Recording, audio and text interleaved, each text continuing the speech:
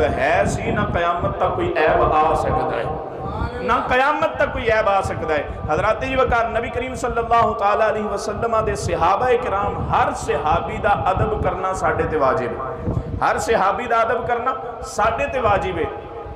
اور اللہ دے قرآن دے اس اصول دے مطابق کہ اے آپس دے اندر رحم دل نے، ہون کوئی طریق ہوئے یا حدیث ہوئے، اے بات یاد رکھنا، حدیث بھی ایسی جڑی قرآن دے نال ٹکراوے، او حدیث صحیح ہوئے یا ضعیف ہوئے، او حدیث صحیح ہوئے یا ضعیف ہوئے، اسی اس حدیث نو نہیں مندے کیونکہ وہ قرآن نال ٹکرا رہی ہے۔ کیوں؟